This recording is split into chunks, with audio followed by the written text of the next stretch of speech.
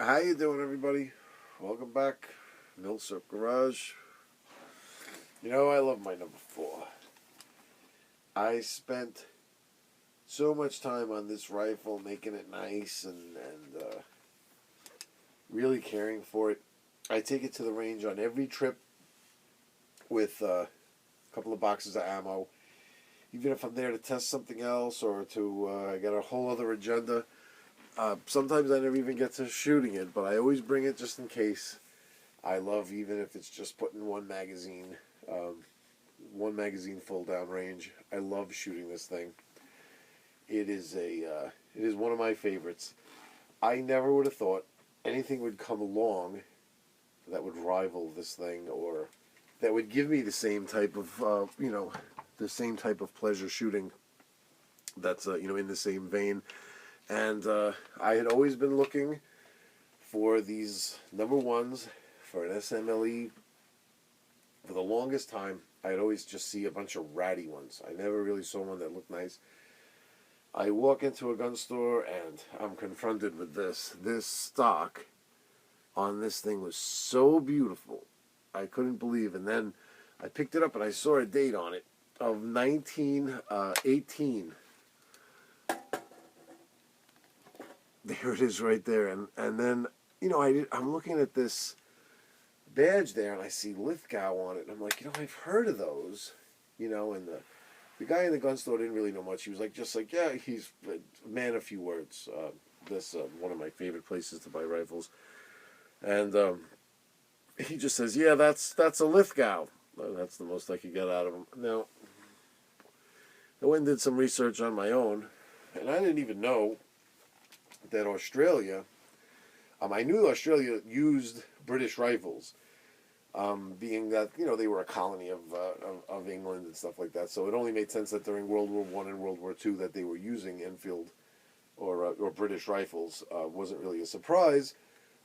What surprised me after doing some research was that they actually built some for their own. You'd think that they would just kind of be shipped over there, ones from England, but no, they made their own. Now, I don't know how extensive making their own was. I don't know if there were parts that were actually sent there that they kind of just assembled and stamped on their own, or if maybe they used their own wood and their own steel, but maybe they used the tooling that was sent from England, or maybe just the plans were sent from England and they did the tooling and everything on their own. Maybe they built their own tooling. I mean, I don't know what the extent of it is. But I know that these are considered Australian manufacture. These are not these number ones were not made in England. They were made in Australia, and that's pretty cool. I realized, wow, I could pick up at Enfield. The number 4 that I just showed you was a Long Branch, a 1949 Long Branch that was made in Canada. I have another video on a number 4 that was converted into a number 5 by Santa Fe Arms Company. They converted number 4s back in the 50s to look like number 5s. I love that rifle. They're like a collector's item all on their own, just from this Santa Fe company that did that. But I don't really look at it as a fugazi one. It's kind of like just an interesting little offshoot of a collector's item in itself. If I ever came across a true number 5 that was in good shape for decent money, I might actually grab it. But I just consider it to be another little unique thing, because it is a true number 4. It's actually a 1942 manufacturer number 4, which is pretty cool. Now, that one's manufactured. That's a Maltby that was manufactured in England. So it's cool to have an English one, a British one, and then you get this, and you actually have Australian one. You're covering like 3 countries with an Enfield collection, which is just shows you how Britain was all over the place. They were like spanning the world with as far as they reached with all their colonies in places that they had their connections. Let's put it that way. So all right, let's get into this thing now. I saw it there and did a little bit of research, went back in and bought it. And boy, I really am glad I did, because this became like my favorite. Let's just get right into like shooting it. It feels more refined. It feels smoother. I am sure that name that it got for having a smooth bolt was you know, definitely started with these. It definitely didn't start with the number 4. The number 4, it's the same, but this must be where it came from. If they called the number 4 the Cadillac of bolt-action rifles, this was the Rolls-Royce of bolt-action rifles, you know what I mean? They feel smooth, they feel awesome in the hand. They have a little bit of a longer length of pull, I believe. It just feels more comfortable. I'm a tall guy, I'm 6'3". It just feels more comfortable. The length of pull and the sight radius feels more comfortable to me. And it is a pleasure to shoot. I'm really enjoying it. Some interesting things about it. Well, here, let me just give you the history, because I have it written down over here, because which is something that I suggest everybody should do. I hadn't done it. I always thought I was going to, you know, one day start doing that or whatever, but this collection started to get a little large, and I realized that this is a cool thing to do. I just took a little spiral-bound notebook. I put each rifle on a header, and, you know, when you first get one, you're likely to tear it down. At least this is what I do. My procedure is I get it, whether it's clean or not, I tear it down to the last little part. I take it apart completely. I just want to make sure that that it's protected underneath the wood, that the barrel and all the steel underneath the wood. I've bought rifles before that look beautiful on the outside, and when you take it apart, you see that the person never took care of what was underneath the wood, and that there's actually a little bit of rust starting to brew underneath. So I never want to be unsure about what's going on underneath the wood, so I always strip one of these down completely. Also, just to learn how to take it apart and put it back together, it kind of makes it yours, you know. And with this guy, I realized there are so many markings all over it. I'm just going to write all of this stuff down, which, like I said, I should have been doing a long time ago. And then this way, I don't have to take it apart again to look at numbers on it, or I could just at my leisure research everything, and I have it all written down. And then that worked out so well, I just went back to all my other rifles and started doing the same thing. So now if I do a video like this, I could just give you a quick rundown of its history. The original manufacturing date was 1918, Lithgow Small Arms Factory, rifle factory number 2 in Bathurst. So it has a lot of BAs all over it, which is the Bathurst designation. You look all over, you see on the over here, you see the BAs. That's what that designates. It was issued to the 2nd Military District, Eastern Command, New South Wales, and was re-barreled in 1945. The barrel has a 1945 stamp on it, and a designation for the Orange Small Arms Factory number 3, which was in operation from 1942 to 1945. So this would be was re-barreled or re-arsenaled at that factory the last year that factory was actually in use for re-arsenaling, which makes sense. 1945, you know, I think the war was pretty much ending. So it only makes sense that would be the last year that they were refurbishing rifles there. And basically that's the history. Some interesting things to note about these. This is a 1918 one, which would make it a World War II vintage, World War I vintage gun, I'm sorry. So it's a little bit different from the World War II ones in the respect that you can see the cocking piece here is like a round cocking piece. It's not the typical number 4 cocking piece, which you'd have on the later ones, which is one way you'd be able to differentiate the two.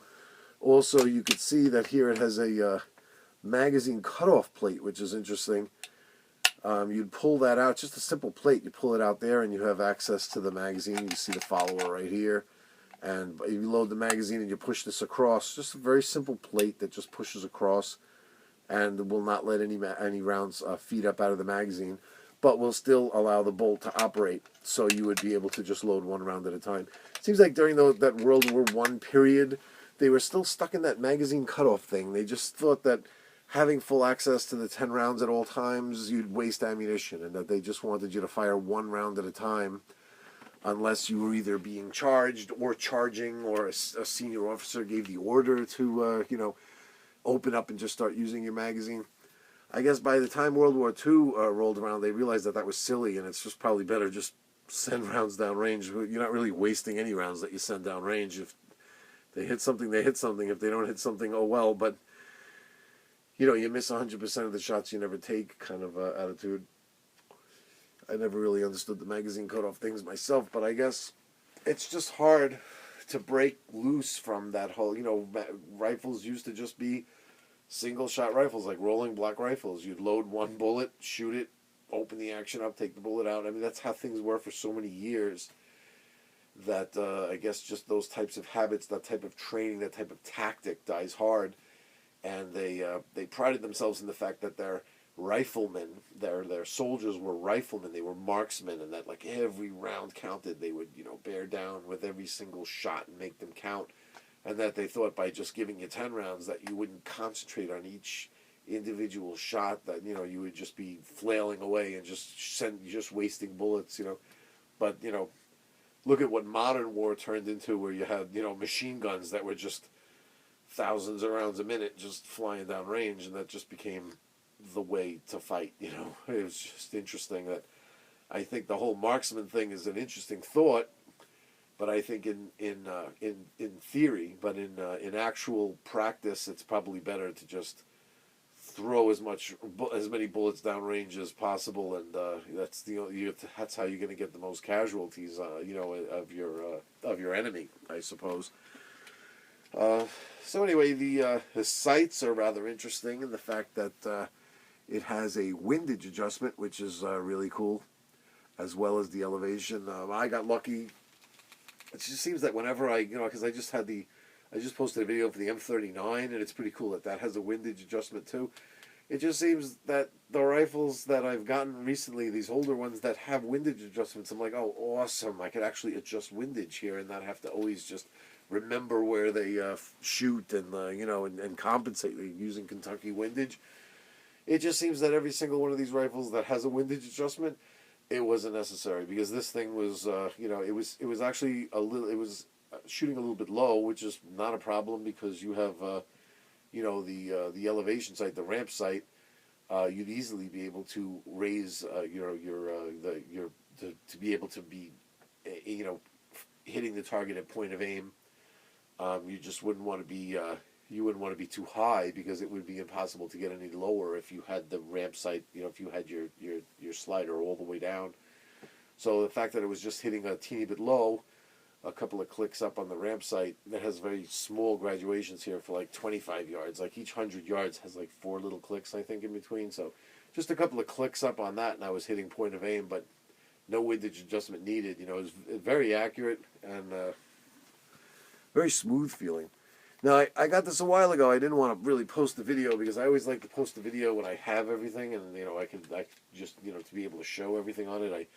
I didn't have a sling, number one, and a sling for these Australian ones. Of course, you have an Australian one of these, you would want to get the Australian parts, Australian sling, an Australian bayonet, whatever they had for them.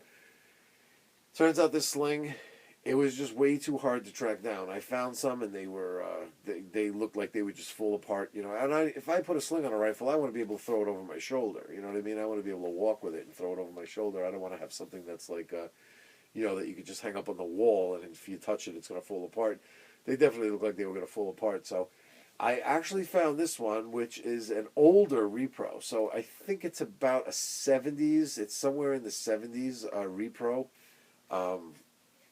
And it's very, very sturdy, strong, heavy leather. Looks very, very close to the original. It has like the proper rivets where they're supposed to be, and they look correct. And it's it's just a very good quality one, And it didn't look too brand new or too. The other ones, they just look the ones that you'll see now. Like if you look on eBay and you look for one of these, you'll see like these plasticky looking ones. They're pretty garbagey. I mean, I've seen them in person as well, and did not want to buy one of those. They're just a very unique sling in the fact that they loop through here and just go through one keeper, and then you just slide that all the way up, and that's your top hold, is just that one loop, and then on the bottom it folds over itself and it gets tied on with just a leather piece, a leather cord like that. So I was just happy to find this. If you poke around in a lot of these military, like old military surplus stuff, you might actually find the exact one that I'm dealing with. I just can't remember the website right now. I may have posted it in the description if I come across it before I actually put this thing up. But the sling is going to be a little bit different for you. Now, bayonets, if you're willing to pay, I just wouldn't pay more than $200, so it took a while to get one that was really nice.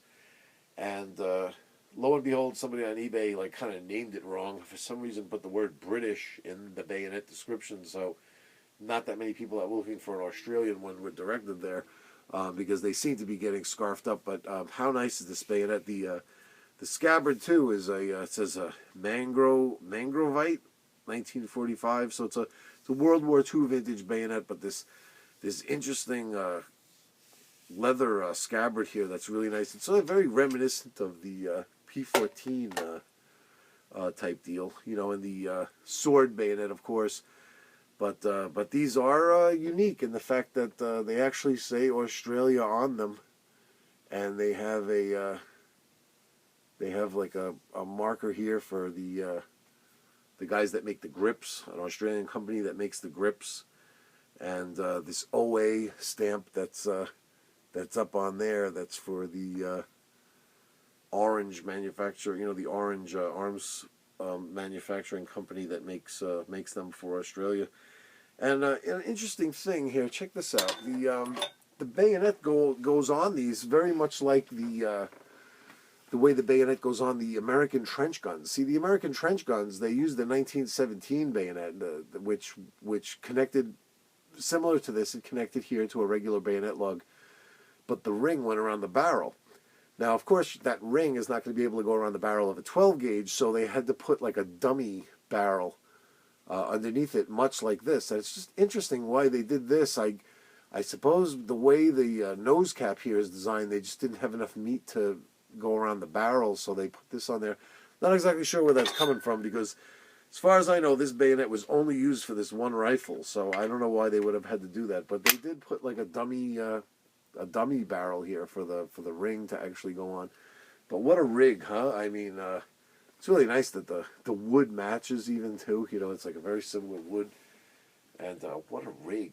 I mean, these World War I guns were crazy. What a psychological deterrent that was to charging the trench that you were in, huh? I mean, that's crazy. But I wanted to be able to feature a bayonet in this video, and took a few weeks to find one of these, for what I was willing to pay. So there you go. That's the Lithgow No. 1 Mark III Star. They call these, they have a designation for these, like s.h.t.l.e. instead of SMLE. SMLE was the Small Magazine Lee-Enfield, and s.h.t.l.e. was, Australia called them Short Lee-Enfield. And what's interesting is Short Lee-Enfield makes a little bit more sense, actually, because the SMLE always confused me, because it would be like Short Magazine Lee-Enfield. How is it Short Magazine? It's 10 rounds. That's more rounds than any other rifle. Where did they come up with Short Magazine? It's not Short Magazine Lee-Enfield. It's Short Magazine Lee-Enfield.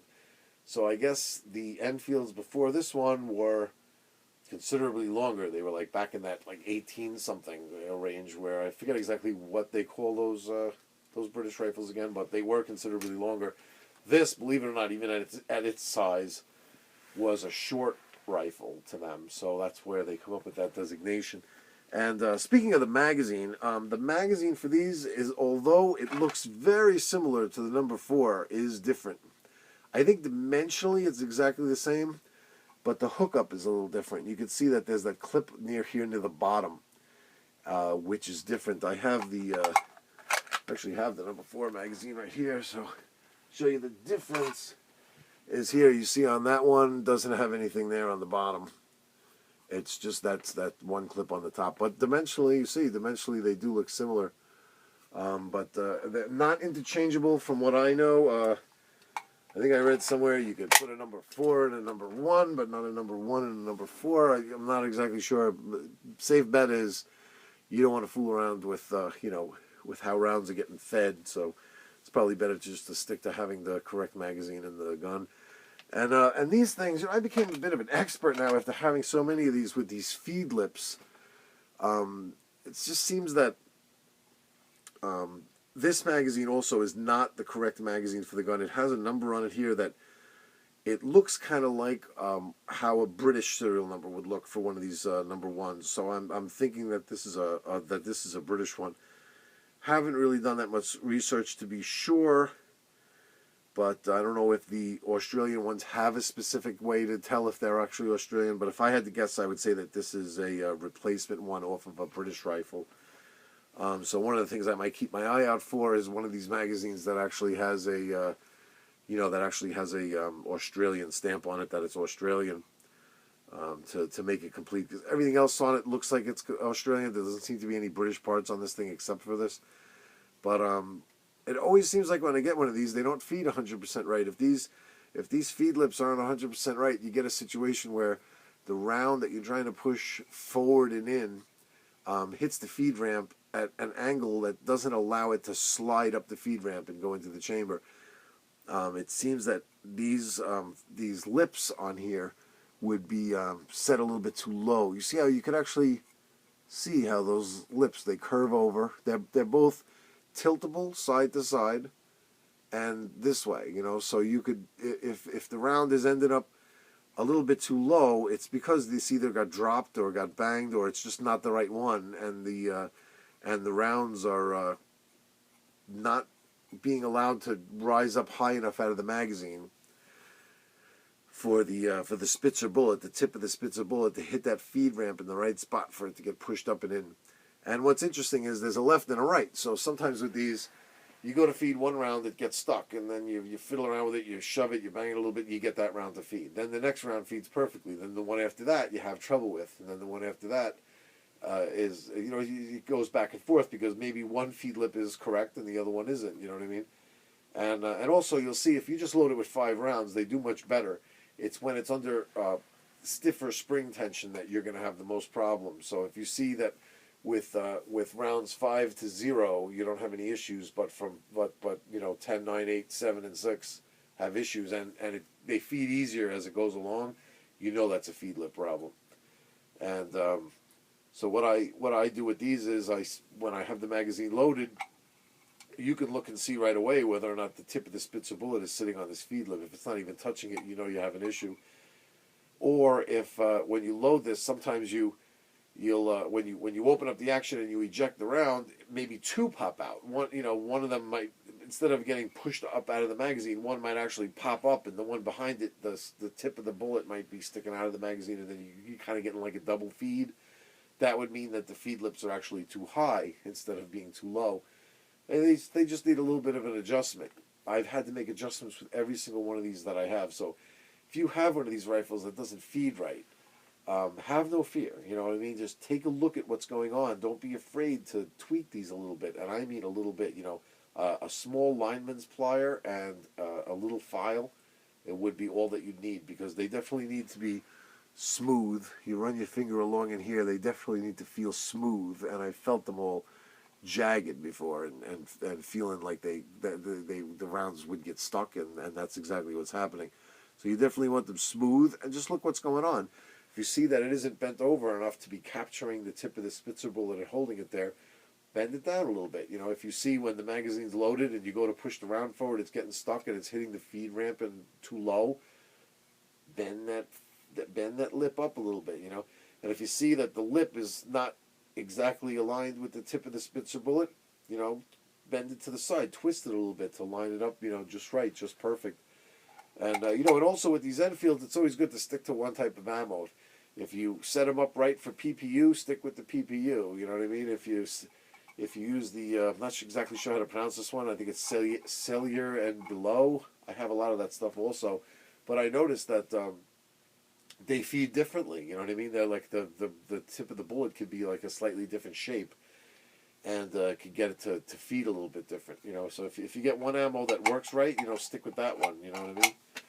And so anyway, the number 1 became my my favorite Enfield to shoot, and it's funny because it's not even British, it's just it's such a balanced feel and such a refined feel to shoot this thing, and so highly accurate. I fell in love with this thing, and it's fact that these are Australian, it's very unique. You know, they have some unique characteristics. This brass butt plate back here, you know, to house the brass oiler, which is pretty cool. Why they made this thing out of brass? You would think that the metals like this were, you know, in high demand during wartime, but it certainly sets it off. I mean, it gives it like just a beautiful look. They have a stock disc. This one is just blank and plain. Not 100% sure what's going on there or why it's blank like that, but definitely nothing printed on there. It just looks like a washer, so I'm not sure what the story with that is. But beautiful rifles, free-floated barrels, you know, and, you know, just be careful when you take these things apart when you get them, because watch a nice tutorial video on them, because they are a little unique. How the wood parts come off, the order that you take them off are very important, you know. Some of them, like this front piece right here, I shudder to do it because I don't want to, like, gouge it with my fingernails, but this front piece right here is just separate, all on its own, and it just comes off with clips. It literally just shrunk. It just comes right off, which was pretty interesting. I never saw a rifle that actually did that, where there was just one small piece that was on with like clips, but that's how they do that. And yeah, it's beautiful. I highly suggest expanding your collection with one of these, and take your time looking for one. Don't get one that's just a mishmash of different parts. You know, definitely take your time, and the right one will come to you. And when you see one of these that's in nice shape, grab it up, because if you like a number 4, if you have a number 5 and you enjoy shooting that, you have a number 4 and you enjoy shooting that, you are going to love one of these. I promise you. It's the same exact feel, the same exact vibe, but for me, just feels a little bit more refined, a little bit more comfortable to shoulder, and for some reason a little bit less recoil. I don't know if it's the balance. It's only a hair longer than a number 4. Not that it would make that much of a difference. It doesn't feel, you know, it doesn't feel even heavier. They even feel to be about the same weight. So I'm not really sure where it comes in, but or why it is that way. But it definitely feels more comfortable to shoot. Probably for me, it's just really because of the length of pull. That's what it's just dimensionally different. Where your hands are going, where it's up against your shoulder, and how far the sights are from your eye. Of course, if you're in love with a peep sight like that's on the number 4, you're not going to like these sights as much. But for me, I like the peep sight too, and this has just such an itty bitty rear notch that it is kind of difficult to really get a nice to get a tight sight picture, unlike the number 4. But just the change in the sight radius for me just made it so much better, and for me it just makes it much easier to shoot. So yeah, that's the number 1 Lithgow, and got a couple of videos coming to you soon. Like I said, I always like to have all my stuff together before I actually do a video, so I could show you the bayonet for it or any other accessories, which I almost forgot. See, like, I like little things like this. Like Australia used these muzzle covers. Not sure if England actually used a muzzle cover that was like a canvas type like this, but in Australia they used one of these guys to slip over the muzzle. Has a snap on the back. This is this one's dated. This is World War II vintage, or maybe even later. This is 1951 vintage. So this might not have been something that they actually used during World War I. It was maybe something that's just a World War II type thing, but pretty cool to just have accessories like this that would come like specifically for an Australian one. You know what I mean? Stuff like that. Stuff like that I like to have. And with the videos that I have coming up, just had to do a little. Had to do a couple of repairs on one rifle and get stuff together. Been to the range a bunch of times. Testing stuff out and getting stuff together. So got a couple of videos on the horizon, so we'll have a couple of back-to-backs going. Like to put one up next week. Got a new shotgun just recently, not a milsurp, something from the 80s, but it's pretty cool, and might just feature that with a quick video as well. Been to the trap range and had a lot of fun with it, and it's definitely a beauty. So stay tuned, and thanks for showing up.